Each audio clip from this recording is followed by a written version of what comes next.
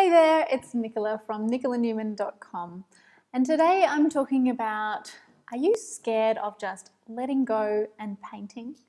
Perhaps you have a real desire to begin, but this perfectionist streak holds you back.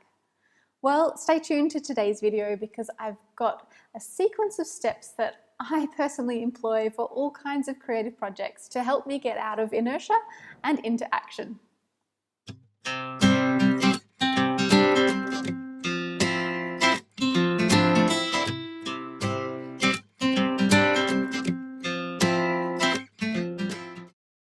So firstly, I just want to say that this fear of letting go is something that comes up again and again for my clients and students.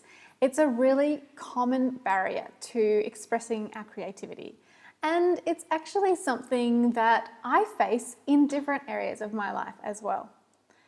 But when it comes to the studio and painting, it's developed some muscles that have helped me tune up my mental landscape, so to speak, so that I've got some tools to be able to overcome this fearsome worry that everything has to be perfect. Because I can honestly tell you that if we just listen to that voice in our head that keeps trying to play out the scenario of what it is that we're trying to create and tries to see exactly how it's going to come into being and plan for any pitfalls before we begin, then we're just going to be able to sit and stay stuck in that land of inertia and not actually experience the joy of interacting with our materials and making something. So I want to help you get off the couch and get out of your head and actually start exploring and embracing the joys and the discoveries that are waiting for you by following some very simple steps. Simple but effective.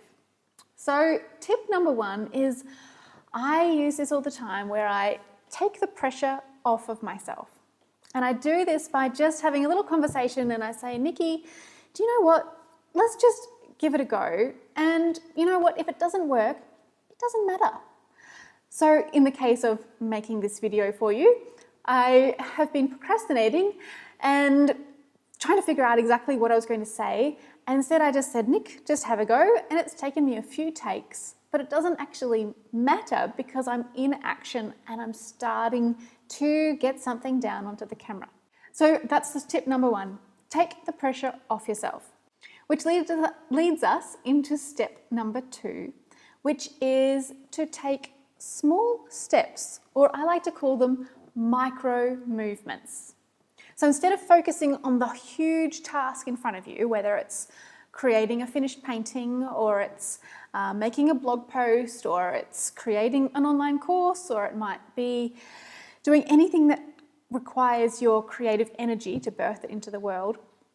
Instead of focusing on the huge overall project, once you know what it is that you're trying to do, see what is the next simple step that you can take that will move you towards the direction of your creative vision.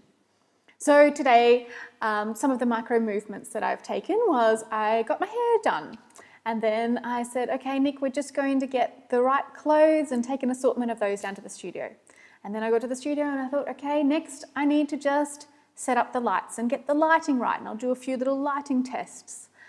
And one thing after another has led to me sitting down and having a lovely conversation with you.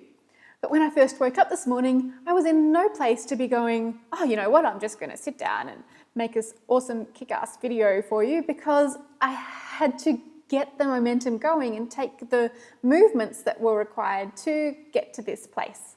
And it's really no different when you're making a piece of art. If I'm painting, I'll often have to break it down into micro movements again.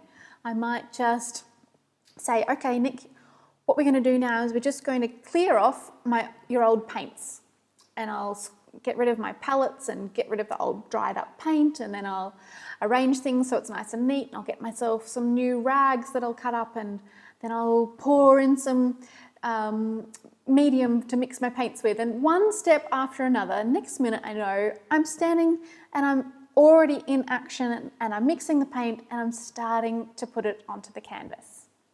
So that's tip number two. Take micro movements or small steps.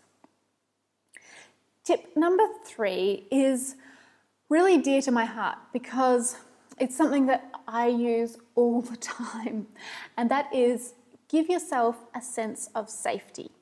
And often that takes the form of allowing yourself to do things in private.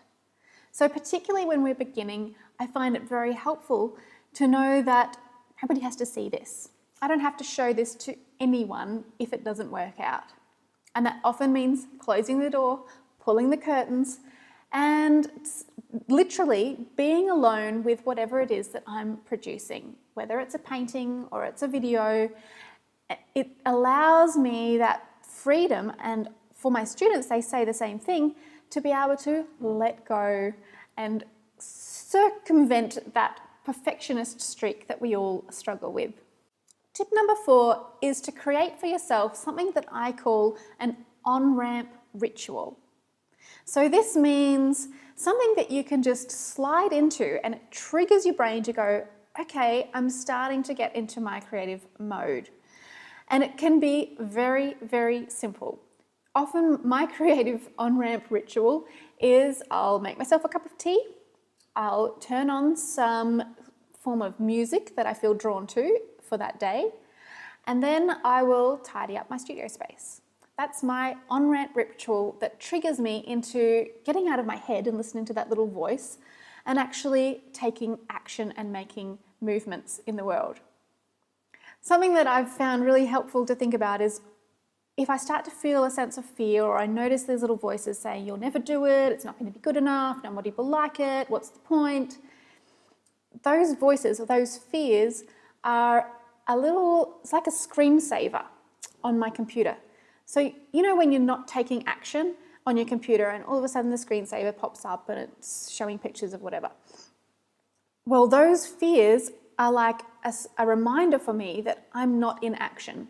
If I've got enough room in my head to be hearing all those voices, it means that I'm not moving and I'm not being present to what the next step is. So there you are, 4 tips that you're welcome to try out. The first one is to take the pressure off yourself. Have a little conversation and say, you know what, if this doesn't work out, it doesn't matter. Step 2 was to take micro movements. See what the next logical step is and move in that direction. Step 3, give yourself a sense of safety, and often that comes in the form of a sense of privacy. And finally, step 4 is to create for yourself an on-ramp ritual that you can use to just sort of set yourself on autopilot before you start on your creative project. So I hope you've enjoyed those tips. If you've enjoyed the video, please feel free to share it on Facebook, share it with your friends, and help them to get out of that sense of inertia and perfectionism and into exploring and flourishing in their creative life. And if you would like to have some practical tools to be able to start painting, I've got a free online course for you that you're more than welcome to sign up for, and you can get that at nicolanewman.com/begin. I'll pop the link for that down below on the blog if you're watching this on my blog. That's all for today. I hope that you're feeling spurred on to nurture your creativity and be gentle with yourself. And that's all. I'll see you next week. Bye.